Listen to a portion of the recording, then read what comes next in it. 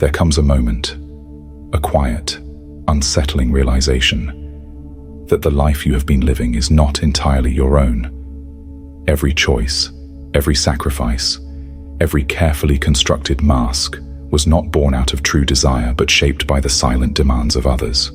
Family, society, tradition, expectation. You have become a reflection of what the world wanted you to be, not who you were meant to become.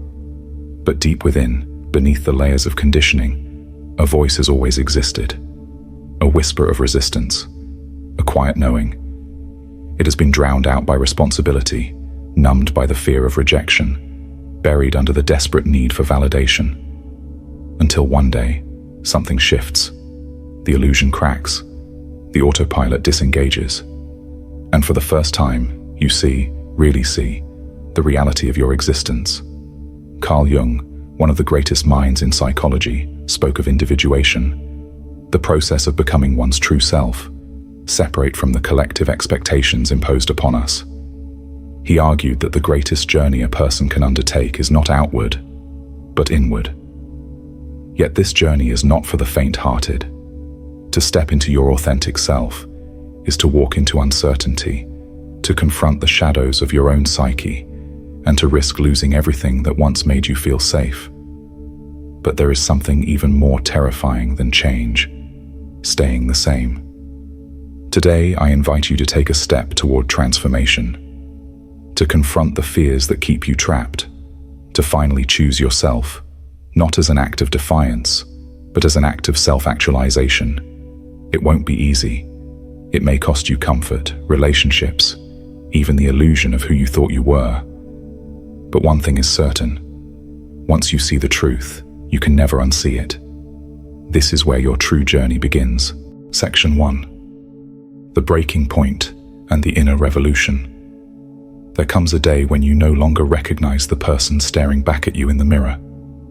Their face is familiar, yet their eyes lack the fire they once held. The weight of years spent pleasing, adjusting, and suppressing has dulled their spirit. You realize that somewhere along the way, you abandoned yourself, not out of malice, but out of necessity. You said yes when you meant no, smiled when you wanted to scream, molded yourself into what was expected rather than what was true. This is the breaking point, the moment you recognize the silent erosion of your identity, and once awareness takes hold, there is no going back. The pain of self-betrayal runs deeper than any external wound. It is the slow suffocation of your desires, the careful burial of dreams deemed too inconvenient. But then, a question emerges from the depths of your subconscious. What if I chose myself? It is an unsettling thought, one that threatens to dismantle the foundation upon which you have built your existence. Because to choose yourself is not merely to make a different decision, it is to reject a lifetime of conditioning. It is to undo patterns woven into your psyche since childhood. And that is terrifying. Carl Jung called this process individuation, the transformation from a fragmented self to an integrated, authentic being. He argued that true fulfillment does not come from external validation, but from aligning with your inner truth. Yet society does not teach you to be whole. It teaches you to conform, to be useful, to fit within predefined structures. So when you begin to claim your true self, resistance arises, not just from others, but from within.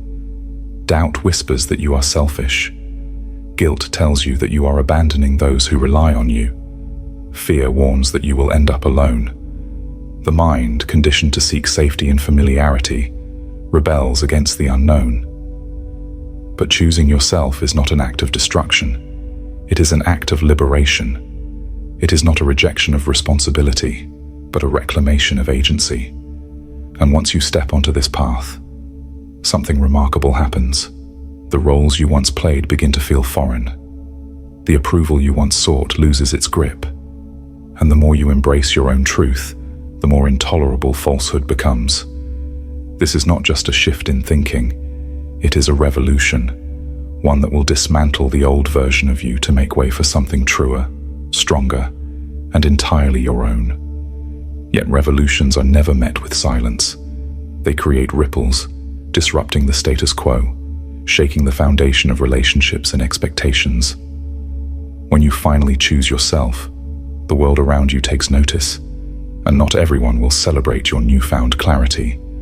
Some will resist, some will question, and some will leave. But this is where the next challenge begins, the moment when the world responds to your transformation. And that too is a test of your authenticity. Section 2. The external world reacts to your transformation. At first, the shift feels exhilarating. You have made a choice, perhaps for the first time in your life, that aligns with your true self. The weight of obligation begins to lift, and for a fleeting moment, you imagine that those around you will celebrate your newfound clarity. But then, something unexpected happens. The world does not applaud. It recoils. Friends, family, colleagues. Some of them look at you with confusion, others with disappointment. You hear it in their words, in their silences, in the subtle change in how they treat you. You've changed. They say it as if it were an accusation, as if choosing yourself was an act of betrayal rather than an act of survival. But what they truly mean is, you are no longer predictable. For years, you played your role with precision. The agreeable one, the dependable one, the one who sacrificed without question. You upheld the unspoken contract. You give, they take. But now, something has disrupted that balance. You have introduced a variable they never expected, boundaries. And nothing unsettles people more than a person who stops saying yes out of habit. When you no longer shape yourself to fit their expectations, they must confront an uncomfortable reality. Perhaps they too have been living inauthentically. But not everyone is ready for that truth.